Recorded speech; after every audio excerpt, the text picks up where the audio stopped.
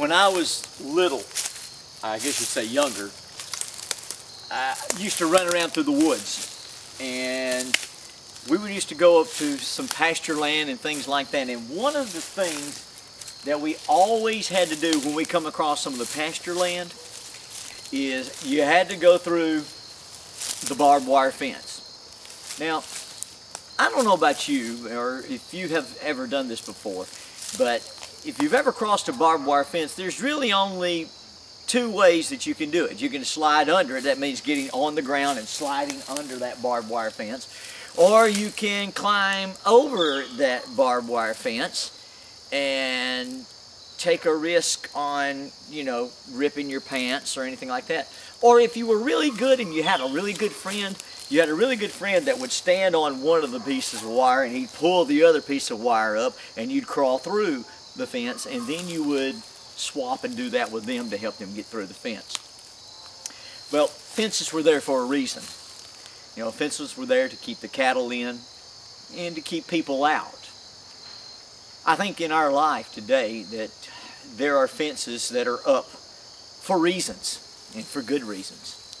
I think that you've heard of people making the statement, you know, you don't need to straddle the fence in your life. You need to make a decision one way or the other.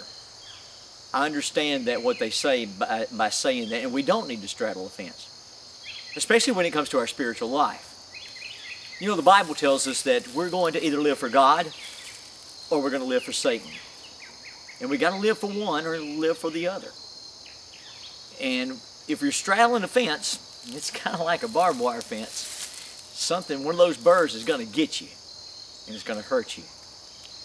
But you know, Satan makes it really, really easy to cross over to his side, because he makes things look so pleasant, and he'll put something over that fence and say, come on, you're not going to get hurt. And he'll put something and you can cross right through that fence and you can fall right into his trap. But Jesus has done the same thing. You see, Jesus is the friend that says, come back through and come back to the right side. And he's the one that took the punishment, took the pain, and even bled for you and me, that we could cross back through and live for our Father in heaven. So I guess if I was asking you something, the question I said, are you trying to straddle a fence, living with Satan and living with God, living with the world, or living for Jesus Christ? And if you're trying to straddle that fence, let me encourage you, quit straddling it. It's not going to do you any good. You can't serve God and you can't serve Satan at the same time. Let me encourage you, get off the fence and get through on God's side. This week, dive into the Word. Dive into prayer. And if you're on the wrong side of the fence, I'll guarantee you that there's a brother or a sister that will help you get through, and a Savior who has helped you to get through. I hope that you have a fantastic week, and I hope that you'll cross back on the other side of the fence.